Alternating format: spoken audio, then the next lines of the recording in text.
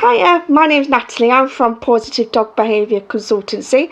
I'm the head behaviourist in our team.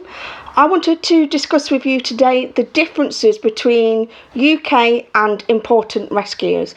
And the reason this has really come up now is because of the number of concerns I currently have in the industry, and that's to do with really what other trainers and behaviourists are taking on, and their expectations of how they're going to be able to help with the reality of what the problems are to do with the dog's background, where they've come from, and also the public perception of what they're getting when they take on a rescue dog. So it will start at the beginning with the general public. So I really think that when you go to get a dog, you are thinking about those things that you want to do together. So you're probably imagining, getting out the house more, nice walks, more socialisation opportunities. You can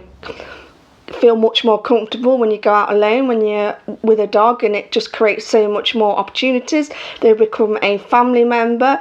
They're a great opportunity for children to learn responsibility, and they become a part of your family. I think once you've had a dog, you really couldn't go back. It would be very difficult for you to then live without one. The love and everything you get is just so rewarding that they become very hard to live without. When people get a rescue dog, they generally have the best intentions, and I 100% appreciate that. So do rescues when they're trying to rehome dogs. So for this, they're trying to do their bit. It's an important welfare issue, and they really ought to be commended on that. And so should trainers and behaviourists that are trying to help these dogs when they're either placed within these homes or they're still with the rescues.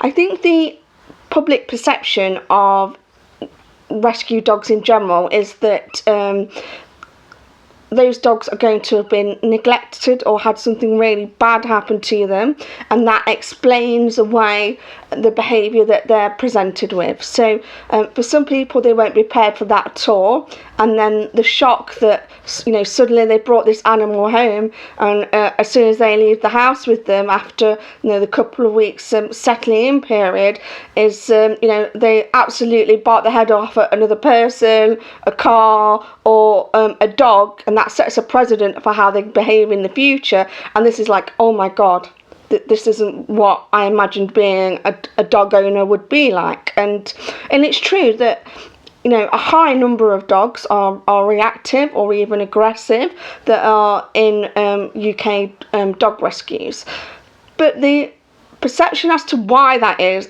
very different to the reality of that situation. So as I said, the general thoughts, the consensus tends to be that these dogs have been abused and neglected in some way, and this has resulted in their behaviour. And the reality is that a dog's behaviour isn't just based on their experiences in life. It's also based on their genetics. So if a dog has got a predisposition to be reactive, then the likelihood is they're going to be reactive without preventative training, and through a traumatic experience, that reactivity is likely to come out. So people who get a puppy, they do everything right, they follow all the advice and everything that they're given. So they're not taking their dogs out until they've had the vaccinations.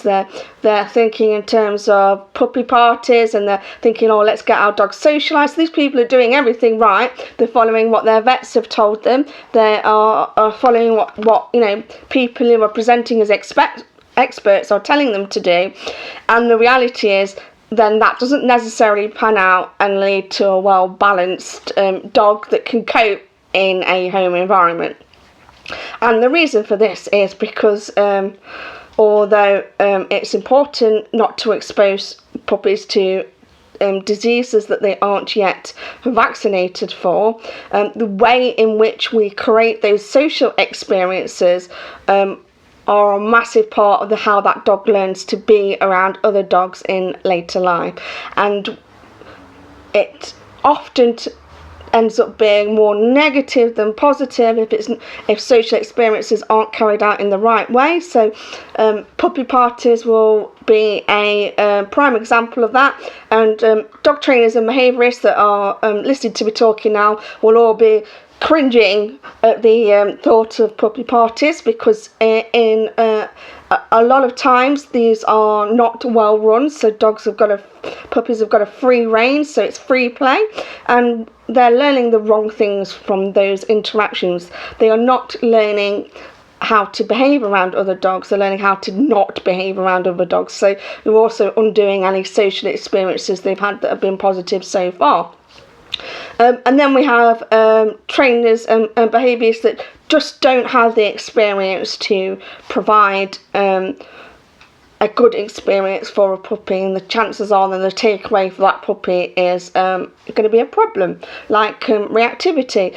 And that's why it's such a common issue in the UK. It's huge. Reactivity is got to be up there in the top 3 issues without domestic dogs. So now we're just talking really about UK dogs. So these dogs, people have done everything right, and they're not prepared, and it just hasn't turned out to be what they expected being a dog owner would be like, and they just can't cope, and then it becomes a case of wrong dog, wrong home, and those dogs are relinquished to shelters. So when then people take on those dogs, they can often seem fine, so they'll get them home, and it might not even be until like three months on that suddenly these behaviours start to creep out, and sometimes it's much later than that. It really depends how long it takes that dog to build up trust in that new home and settle in, and it's not a quick process. It won't be until that time though that dogs start to express their true behaviour, and that's when issues like reactivity tend to come out, and then we're like, oh gosh, my dog was perfect, what on earth is going on? This is actually my first experience of having a reactive dog. It was my first dog, and it completely blew me away. I went from a couple of months of having the most perfect dog in all situations, and then suddenly he was such a complete mess around other dogs. I was like, I don't understand how we've gone from A to Z overnight when everything was so perfect, and it was like the dream of how you expect having your first dog to be after many years of wanting my own dog, and I was completely overwhelmed. And now when I look back, obviously I could see that huge warning signs, red flags that this was going to happen, and I really didn't do what I was supposed to do to prepare him and myself for what was to come. And I was heartbroken. My dog was suffering, and I couldn't help them, and I just many times thought, I don't know if I can do this. I had a very regimented idea that all dogs need to be walked twice a day. It's an opinion that many people have, and I just couldn't get past that. And what I didn't realise that the continual exposure to stress was actually making everything a lot worse for him. And I was thinking, wow, he's a high energy dog, so we just need to avoid dogs when we're out on walks, and march him to death until he's falling asleep on his walk, and then he can come home and go to sleep. What I was actually doing was continually exposing him to stress, so he was too stressed and tense to really get any good quality sleep when he got home, and it was just a very ineffective way of managing the issue. But I'm going off track a little bit now because I'm going more into reactivity. So the difference between the dog that you're going to get from a rescue shelter is still significantly different to what you're getting from abroad. So in a lot of cases, we're talking about street dogs. So dogs that potentially have had no positive experience of people their entire lives, so from the get-go. In other countries, dogs experience things like stones being thrown at them, people kill dogs. They just aren't valued in the way that the majority of people in the UK value them, and that's for all sorts of cultural reasons. And we're talking about places where there's real poverty, and people can't even look after themselves and their families because things are so difficult for them. So that's when we tend to see a lot of animal neglect and cruelty. So we're taking this dog that's free bred, so it's probably generations of being bred by random dogs on the street because there's no population control, and then we're taking that mix of genetics, which tend to be, in my experience, it's like a mix between a terrier and hound behaviourally, so they already need a lot. So anybody with experience of terriers and hounds will be able to tell you how much mental and specific types of work they need in order to be able to cope in a domestic home in the majority of cases. But then on top of that, we're having a dog that's had no good experience of being inside a house, being in a place where they can't escape. Urban noises, because we're talking often about dogs that are around villages or more in remote places, and also dogs that are used to be having stones thrown at them, etc. And then they've learned from their mothers who are aggressive towards people because that's their experience of people, that they need to protect their puppies from people as dangerous. So we're then taking this animal and we're sending them to another country, so we're giving them the stressful experience of going in a crate, bearing in mind these dogs may have never been in a confined space in their entire lives, and then we're bringing them over to our country and we're expecting them to be able to adapt into a normal home, when I've already talked to you about the difficulties of a dog where someone's done everything right in a UK and from a dog that's in a UK rescue, they've done everything right, the dog still ended up in rescue, and then the expectations of the adoptee still haven't been met through that rescue dog because they've come across problems they weren't expecting. So if we go from that situation to the problems you're going to get with the majority of rescue dogs from abroad, we're now talking off the scale. I mean, the comparison is barely comparable. It's so different. So we're taking an essentially wild animal, an animal that's become wild, and we're then saying, right, so we're going to stick a lead on you and a collar, and you're just going to fit into our lives now. So we're going to give you 2 meals a day out of a bowl, and then we're going to expect you to be a normal dog. That's not going to happen. You're going to face major problems. So I'm sure you can hear in the background I've got a dog here whining, and her name is Harlequin, and I love her to bits. She is what I would say is a Romanian village dog in terms of breed, so that typical terrier and hound mix, and I took her on as an emergency foster case because she was definitely in a case of already in the UK, and she was in a situation she needed to be removed from immediately because it was completely unsuitable for the people living there and her. And 6 months later, she's still here because the reality is she's not adoptable. And what do I mean by that? So she's got all the problems I'm about to talk you through now, and she's a typical example of the problems you can expect to see. She was all scarred. Of course she was all scarred. She's come from the wild. She's lived outside. That's her experience, is that I need to protect the things that I value because my experience is they can be taken away. So resource guard, check. That's one thing. Another thing is noise. Incredibly noise sensitive. So I would imagine that at least initially when she was taken off the streets, it wouldn't have been in a built-up area because any kinds of traffic noise, etc., absolutely terrify her. Any noise, she's really jumping, and that is massively compounded on the fact that now she's in a home and there's walls, and she's normally used to.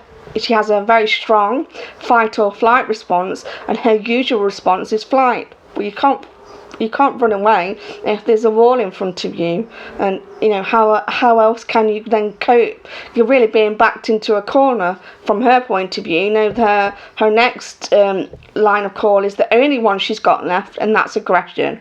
So I have 6 of the rescue dogs here, which is why I wasn't looking really to take on another dog. As you can imagine, I'm pretty dedicated having 6 rescue dogs in rehab, and then this poor creature came to me, and I was like, oh my god, from the beginning. And I turned up at the person's house that had her, and after 10 minutes of her stalking me and screaming at me, I'm like, this is the best we're gonna get, let's try and get her in the car. So I essentially had to hide so the owner could get the poor thing in the car. She was utterly terrified. I'm like, this is a major job here. There's a major work to be done. So she's been here 6 months. I've not even been able to walk her yet. I've only recently conditioned her to wearing a harness. That's how bad it is, and she's just in the process of starting her muzzle training. So we've had a custom-made muzzle training, which took 6 months for me to take the measurements, because she's also touch sensitive, which is another thing that you can expect from your foreign rescue, especially if they've lived on the streets, and that's because they haven't been handled. So they have no experience of this and no positive experience of people. Their only experience of people may be that they've been taken from their home, put into a crate, put on an aeroplane, and had a long scary journey in a confined space, and then arrived in another place where there's loads of dogs and it's really scary, and then suddenly they're in your home. So even if they've not had that negative experience from the go, just in the journey to get here, that's definitely going to have an impact on how these dogs see us going forward. And the work to undo this damage, is it ethical? Is it worth it? I don't know. So in Harley Quinn's case, it's a little different because she's here. So this is what we're dealing with. If I sent her out into the world now, there's very few people. It would have to be another behaviourist that would take her on, and they'd have to have experience of aborted rescue. So it wouldn't be just good enough that a qualified behaviourist with a degree who knows what they're doing. It would have to be someone who has had a sufficient experience with imported rescues, because you really wouldn't believe what I'm saying until you've seen it. That's the reality of this situation. So there's going to be so few homes that are suitable for her. The chances are she'd end up in a kennel, and that girl is not going to last 5 minutes in a kennel. That's the most worst place for her to end up, and the likelihood is that she'd be put to sleep. As it goes, we've got the experience and the right tools here to take care of her, and she's a fantastic dog, so it would have broken my heart to give her up anyway. And perhaps, I don't know, that a little part of me always knew she'd be a failed foster, because that's my personality, and my dogs are my everything. So I chose not to have children to have the number of dogs that I have, and I'm 1,000,000% dedicated to those dogs. And so with Harley Quinn, she is reactive. She's terrified of new people, traffic. She's been here 6 months. She hasn't been walked because there's no way that she would be able to cope going out of the door. It was bad enough getting her into the house when she arrived, and she may never be able to be walked. So when you're taking on a dog like this that's been really rehabilitated as much as they can, so maybe like very lucky here that we're in the countryside, so there's all fields with no people in all around us, even in I don't know if you can see from my garden behind me, but there's all just fields behind us, so we can go, and it's very remote, and I could potentially walk her there at some point, but we're not there yet. So, and it may be that for her, it's not appropriate for her to ever be walked. Now, most reactive dogs, you can turn around and you can eventually get to walk them, but what you've got to ask is, from a welfare point of view, is it worth it? Is it worth putting the animal through that stress? And what I would say to you is, it depends on the severity of the issues that dog has, and whether you can meet their behavioural needs at home or not. So if you can't meet their behavioural needs at home, and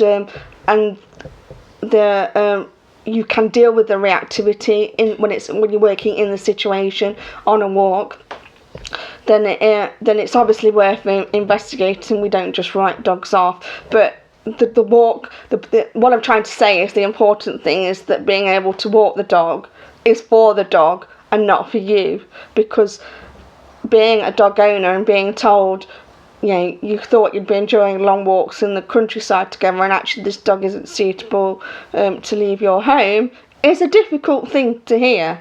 And even my other dogs don't have a walk every day, because a good number of 5 out of the 6 dogs that I've got I would describe as reactive, although a lot of them are very much recovered from the condition they were in when I originally took them on, but they definitely need a time out and a break, and they've really needed to learn how to relax. So I'm not trying to put you off imported rescues. I'm not trying to put you off UK rescues. I'm saying do this and it will be the most rewarding thing you ever do with your entire life, but it'll also be the most difficult, so you really need to know the truth about what you're likely to face and why you're likely to face it. There is also just recently a more unscrupulous part of imported rescues, and I was really shocked to find this out actually. So basically, because there is a demand for imported rescues, that these dogs by some unscrupulous people abroad are actually breeding these dogs to purpose. So these dogs are coming in the same conditions that we've just been talking about, but instead of being genuine cases of rescue, they've actually been basically bred to order. So you can pay £500 or so for one of these puppies, and they're going to come with all that baggage we've just talked about, and it's a situation somebody has set up rather than someone genuinely trying to help. And I honestly don't know where the UK rescues that help fund these dogs coming over fit in with that. I'm guessing that certainly the good ones, they won't either know about it or they'll have things in place to prevent that from happening. But there's also something to think about. Is that something that you want to fund? So I'm not saying we shouldn't help these dogs. We absolutely need to help street dogs. Disease and suffering, I can't even imagine. I can't bear the thought of it. This is slightly off topic, but it's my opinion that money would be much better spent in setting up feeding stations where the animals can be monitored, neutered, and those with health problems can be brought in to resolve those health issues before being released again. That to me would be far more beneficial than putting individual dogs like my beautiful Harlequin through everything that she's been through to get here, to go through all this. And she's certainly never going to be a normal dog. She's amazing. She's going to be good at so much stuff, and you never know, one day she might get to a point where she could even be a stooge dog, like my other dogs. But wow, we're so far away from that right now. We're 6 months in. This is 6 months of hard work every day. No days is a rest day in terms of training. Something is being done with her every day to help her overcome her fears, especially if you want to have people come around to your house, you've got to work with dealing with strangers, and it's working within her threshold and what she can cope with. And I'm just going to finish off by showing you how absolutely amazingly beautiful this dog is.